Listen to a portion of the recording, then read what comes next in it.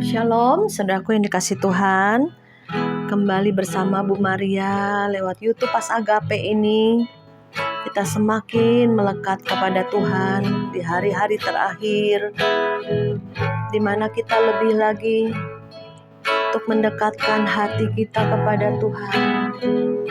Di hari-hari di mana kita mengingat pengorbanan Tuhan, kematian Tuhan di atas kayu salib untuk menebus semua dosa saudara dan saya. Mari saudara kita naikkan satu pujian ini.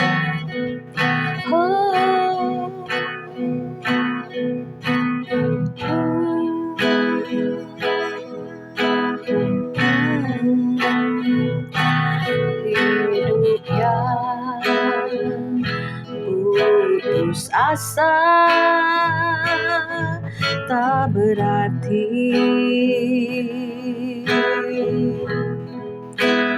jalan dengan tanpa harapan,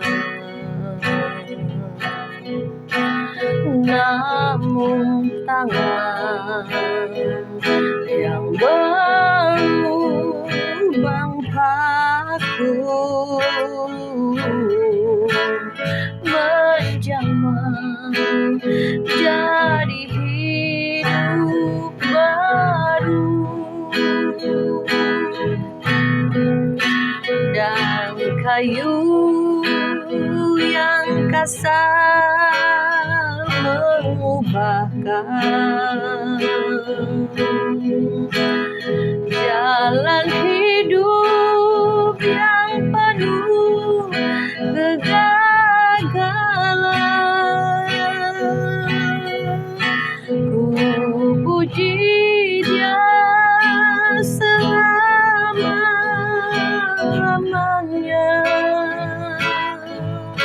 sebab salib mengubah hidup. Benar Bapa, dan ku yakin darahnya tercurah sudah mengalir di Kalvari.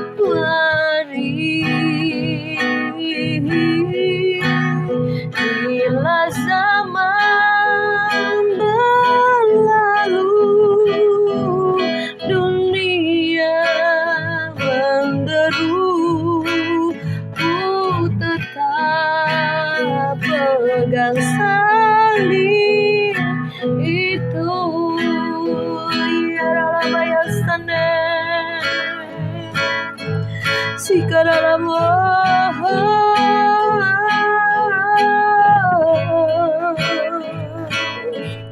tanpa karya salibmu kami akan binasa, tapi puji syukur padamu Tuhan, Kau rela mati bagi kami, bagi setiap dosa pelanggaran kami.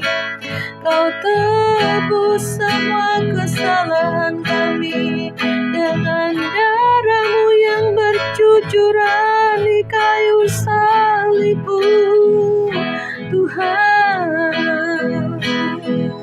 Terima kasih, terima kasih Tuhan. Dengan apa akan kami balas cinta-Mu padaku? Ya dalam Shika dalam ayat.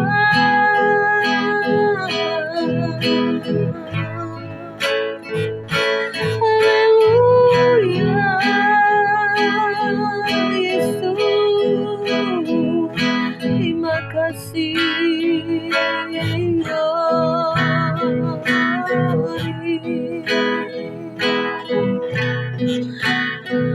Sejauh timur dari barat, Kau melemparkan dosaku. Kau perhitungkan kesalahanku, jauh ke dalam tubir laut, kau membuang setiap dosaku, dan tak kau ingat lagi kesalahanku.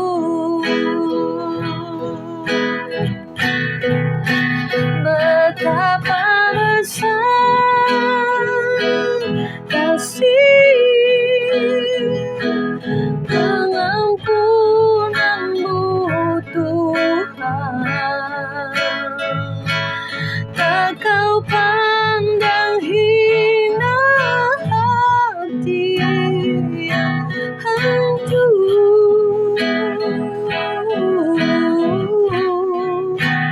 Ku berterima kasih kepadamu ya Tuhan, pengampunan yang kau beri, pulihkanku.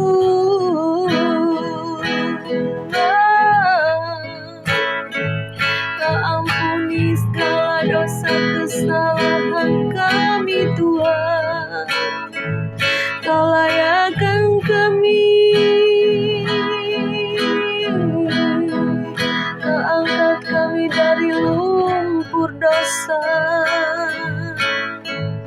Peninggian datang daripadamu, Kau tebus kami dengan darah yang mahal itu, tiada nilainya karyamu Tuhan. Bapa, terima kasih Tuhan, bila saat ini kami boleh datang di hadirat-Mu Tuhan, dengan satu kerinduan untuk menyenangkan hati-Mu, dengan satu keinginan Kau pakai hidup kami jadi alat-Mu yang mulia di akhir zaman.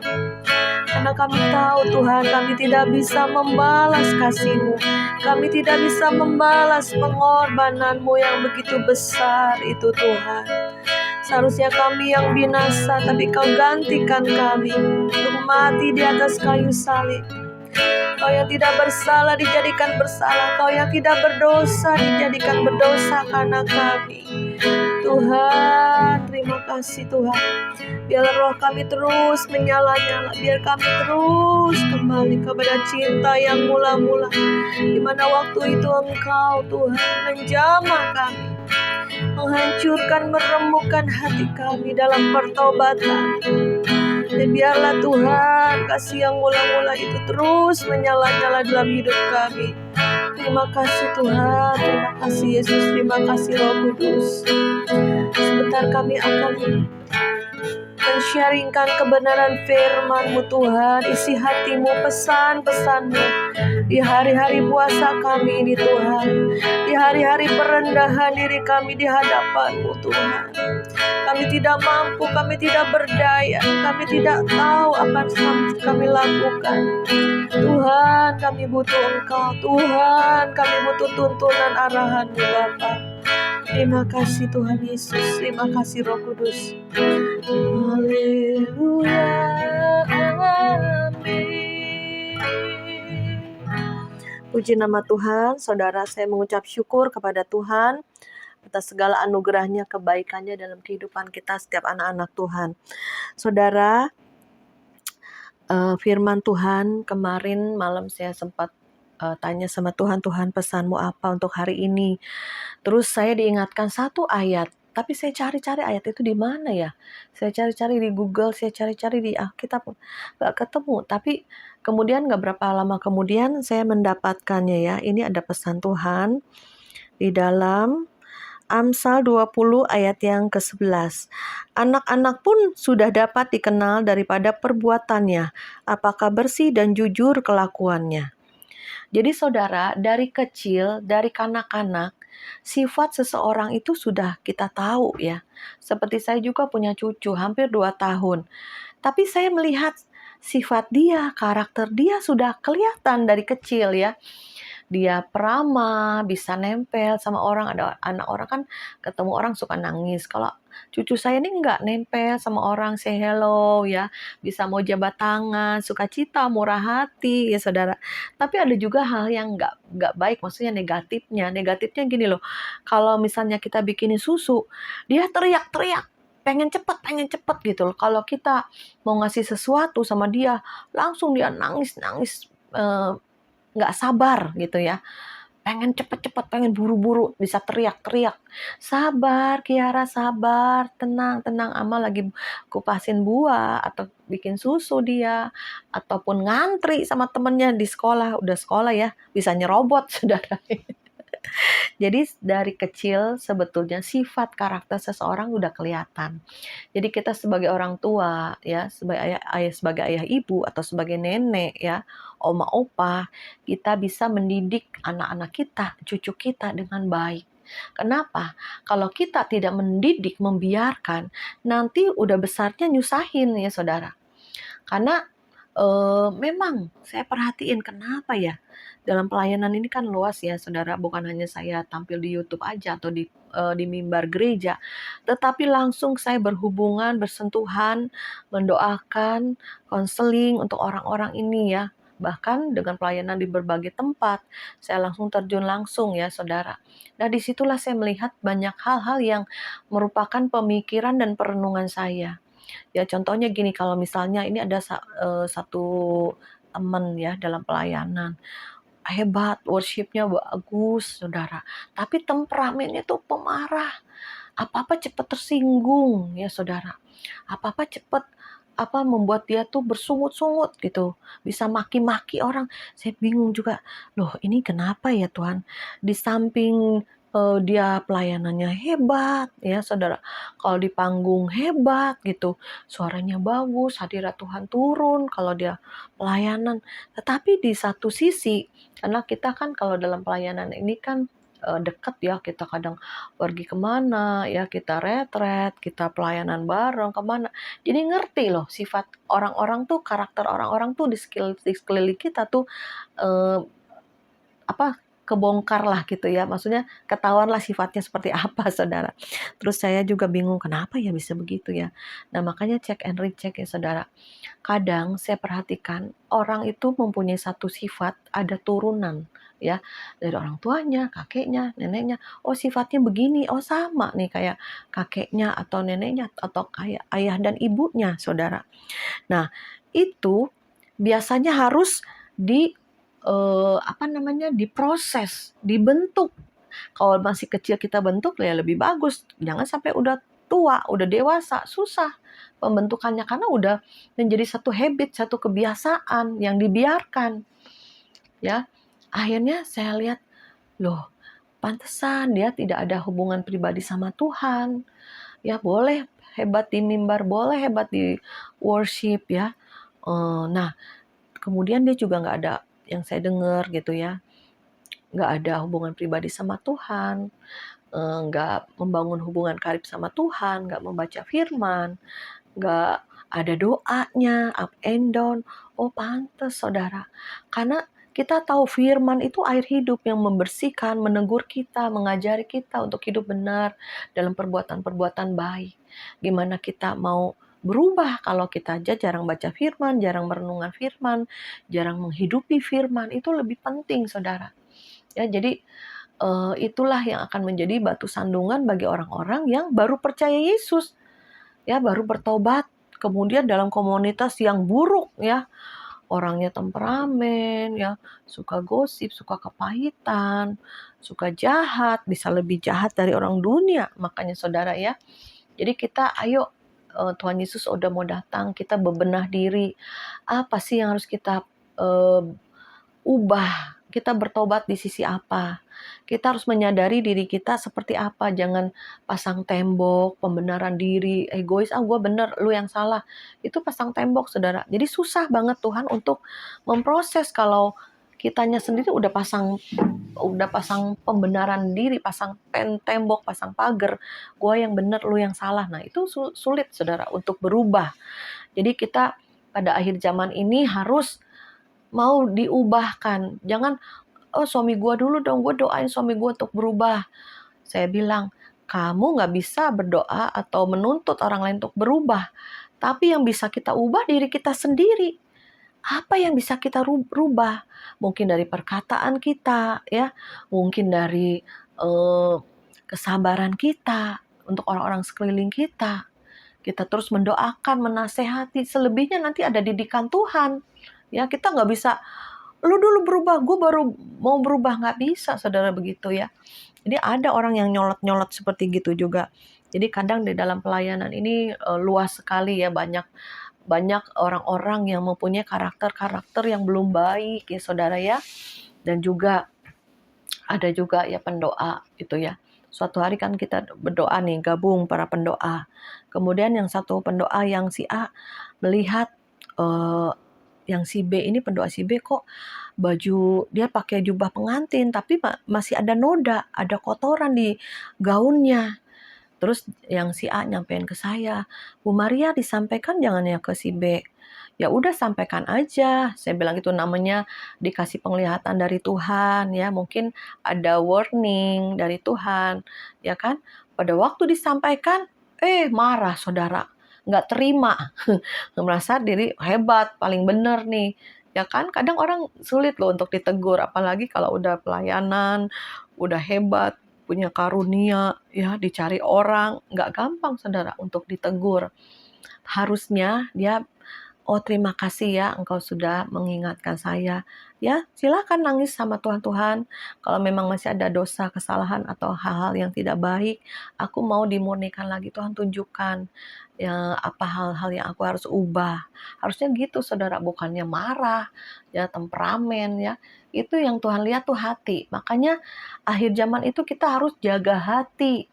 Ya, jaga pikiran kita, mulut kita, jangan persungut-sungut. Nah, ini juga ada nih.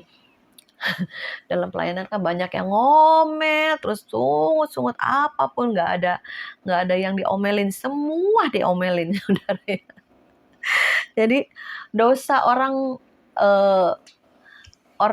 Israel aja nggak masuk tanah Kanaan karena dosa persungutan, itu mungkin sepele ya. Tapi kalau aku dengar tuh kayaknya nggak enak di kuping gitu ya. Nggak enak gitu. Aduh, nih orang kok suka bersungut-sungut terus gitu ya. Apalagi Tuhan ya, kali nggak enak, kita aja yang dengar nggak enak gitu. Mungkin hal sepele ya, tapi itu nanti akan jadi batu sandungan dia untuk tidak masuk kerajaan surga. Karena dengan bersungutan, ngomelan, terus ya nggak terima, nggak ada ucapan syukur, akhirnya dia kecewa, akhirnya ujungnya pahit, akhirnya bisa ninggalin Tuhan. Itu yang iblis mau. Ya hati-hati saudara ya, ada tipu daya iblis, ada keinginan mata, keinginan daging, keangkuhan hidup, ya. Dan kita semua harus bisa jaga hati, jangan buka celah. Ya, setiap anak-anak Tuhan hidup benar, hidup kudus. Saya juga mau dibentuk lagi, diproses lagi, dimurnikan lagi Tuhan. Tolong, aku juga belum sempurna, belum 100% sempurna. Semua menuju kesempurnaan, tetapi yang membuat kita cepat atau lambat, sikap kita sendiri untuk ambil. Aduh, aku males orangnya. Ayo rajin gitu. Aku orangnya cepat kepahitan, cepat tersinggung. Ayo berubah. Berpikir lebih jernih, lebih dalam. Ya, mengenai seseorang. Saya juga diajar Tuhan untuk seperti Raja Wali, melihat dari atas, dalam kedalaman hati orang, dalam kedalaman masa lalu mereka, sehingga terbentuk seperti ini. Ya, mungkin dari orang tuanya yang membiarkan, tidak mendidik, ya, terus juga bermalas-malasan, jadi orang yang tidak berjuang, ya saudara. Dan kemudian saya juga ada lagi nih kejadiannya, satu pendoa, Bu Maria waktu aku berdoa melihat wajah si ini ada ulernya, wajah si A ada ulernya, wajah si B ada ulernya. Jadi dia pasang tembok ya, pasang jaga jarak saudara. Memang karakternya juga nggak baik yang dilihatin ular itu ya, maksudnya orangnya gitu kan, memang belum baik karakternya. Tapi saya bilang jangan benci orangnya, jangan musuhi orangnya. Kita doakan dan kita juga usir tengking di alam roh. Nih spirit-spirit yang masih gak baik, spirit-spirit dari kuasa kegelapan kita usir, kita tengking, kita doa, peperangan, dan kita nasihatin orangnya. Ya, jangan menjas, apalagi menghakimi, apalagi karena penglihatan. Hati-hati saudara, nggak semua penglihatan itu dari Tuhan. Hati-hati, iblis juga bisa kasih penglihatan untuk memecah belah. Ya padahal anak Tuhan, pasukan Tuhan ini harus bergandeng tangan. Tidak ada persaingan dalam pelayanan. Ayo bergandeng tangan. Yuk kita kuat, saling mendukung, saling menopang. Setelah kita kuat, kita bisa menguatkan yang lain, kita menjangkau jiwa-jiwa. Itu yang Tuhan mau. Jadi saudara, banyak hal yang Tuhan berikan hikmat kepada kita semua untuk melihat kedalaman seseorang. Tabiat seseorang ini terbentuk karena apa gitu. Ada orang yang berduit ya, punya deposito, punya uang, tetapi dia suka minta ya ini. Terus juga dia suka eh, nggak berbagi untuk dirinya. Jadi saya berpikir orang kenapa ya udah duit banyak kok pelit gitu ya. Dan juga dia maunya minta ya, maunya mau gitu ya. Udah kadang saya kasih juga ya. Tapi kalau begitu terus kenapa ya? Ternyata kalau saya teliti lagi, dari kecil tuh dia hidup susah, hidup menderita, saudara. Jadi dia bekerja mengumpulkan, terus mengumpulkan, ya. Jadi itu hati-hati juga. Jadi ada bisa roh kikir ya, bukan roh kikir, mungkin tabiat nih karakter, saudara. Karena kuatir masa lalunya hidup dalam kesusahan, kesulitan. Jadi dia nabung terus ya, tidak seret untuk keluar uang tuh seret ya saudara. Nah itu juga hati-hati. Saya sering menasehati orang kikir gak masuk kerajaan surga. Ada kitabnya di Wahyu, saya bilang gitu. Jadi kita tabiat itu dari kecil sudah kita bisa lihat ya. Sedini mungkin bisa kita nasihatin, kita rubah, kita arahkan. Dari kecil males ya, selalu mau dikasih sama orang tuanya. Mak makan, biasaan masak. Mak, sampai gede, sampai dewasa, saudara. Masih cari bapaknya untuk masakin ya, untuk beli makanan, untuk memberi dia makan, saudara. Harusnya terbalik, saya bilang harusnya ini anak udah bisa kasih orang tua ya, ini anak udah harus bisa bekerja kasih orang tua ya. Jangan sampai dibiasakan malas. Ayo ya kita tegas ya, kita tegas didik anak dalam kebenaran. Jadi prosesnya begitu lama, begitu banyak ya. Saya juga bingung nih, ada satu temen ya dulunya agama Buddha, belum percaya Yesus, penyembah berhala. Terus karena dekat sama saya, lama-lama kemudian saya bawa ke gereja ya, sampai dibaptis air, bertobat, sampai terima baptisan Roh Kudus, saudara. Nah kemudian memang waktu itu saya bikin arisan. Nah dia juga ikut arisan saya. Taunya saudara, udah menang, nggak mau bayar, seret banget. Aduh Tuhan, ini orang kenapa ya sifatnya begini. Saya juga kadang capek ya sama orang yang punya sifat. Jadi nggak hanya udah baptis air, udah bertobat langsung berubah semuanya. Enggak saudara. Yang berubah itu rohnya menyatu kembali dengan Tuhan. Tetapi tabiatnya, karakternya, sifatnya itu harus diubah, diproses, dibentuk hari lepas hari. Lewat apa? Lewat masalah, lewat penderitaan, lewat kesusahan. Biasanya pemrosesan Tuhan di situ. Ya. Dan kemudian setelah teman saya ini nih, setelah dia bayar arisan aja seret-seret, saya nagih aja kayak orang ya. Aduh males dah kalau nagih-nagih uang arisan gitu ya. Udah deh saya bilang, kamu dagang apa? Dagang bakmi. Ya udah saya ambil bakminya. Sampai suami bilang, kamu nggak salah. Orang nggak bayar arisan, kamu ambil bakminya aja untuk hitung utang dia gitu saudara ya. Apa nggak belenger makan bakmi terus tiap hari. Ya gitulah suka dukanya. Ternyata dia juga ikut arisan teman yang lain nih yang saya dengar. Sampai puluhan juta. Dia udah piau langsung kabur, ngilang saudara. Nah makanya ini karakter sulit sekali untuk dirubah ya. Walaupun udah percaya Yesus, udah dibaptis, udah bahasa roh. karakter lama, manusia lama itu harus diperbaharui hari demi hari diproses, saudara. Ya, jangan jadi batu sandungan orang, jangan sampai kita juga nggak sampai nanti kerajaan surga. Karena pembaharuan budi kita, karakter kita itu terus menerus, ya. Saya juga, makanya kita sebagai pemimpin, sebagai dalam pelayanan tuh harus mempunyai kasih yang lebih, sabar yang lebih, dan juga kita melihat kedalaman hati orang, kedalaman masa lalu dia gimana ya saudara.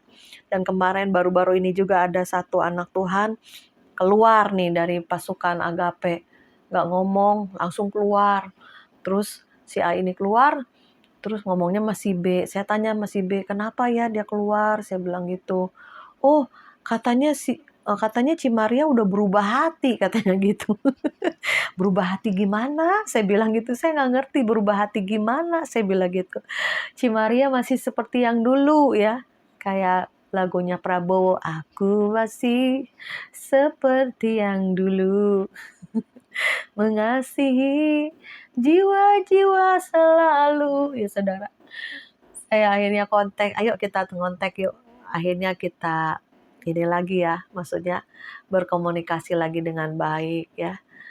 Kemudian ayo jadi masuk lagi yang udah mental-mental karena ada yang berantem, ada perpecahan, ada perselisihan. Memang kita ini dalam persekutuan, dalam gereja ya, dalam rumah tangga pasti ada ya perselisihan karena karakter kan beda-beda, apalagi dengan orang lain. Tapi disitulah diproses, dibentuk, besi menajamkan besi, orang menajamkan sesamanya. Ya, yang penting saya bilang berantem boleh, yang penting nanti baik, lebih baik lagi, menyadari kesalahannya dan mau berubah. Ya saudara, itu yang Tuhan mau. Karena Tuhan diingatkan sama saya, harus kita ini tahu, ngerti nih sifat orang itu dari bawaan atau karena pergumulan masalah hidupnya, ada masalah-masalah dalam hidupnya sehingga membuat dia seperti itu, ya. Karena saya juga bilang, aku sudah sayang banget, udah kamu jangan keluar, kamu ini dipakai Tuhan loh di Pas Agape, doanya dahsyat, WL-nya pujian penyembahan suaranya bagus, saya bilang gitu, udah jangan keluar, kita terus bersehati, iya Bu Maria saya orangnya setia, iya saya juga setia, saya bilang gitu, saya mengasihi jiwa-jiwa seperti kasih Tuhan, ya saudaraku ya. Jadi ya udah masuk lagi.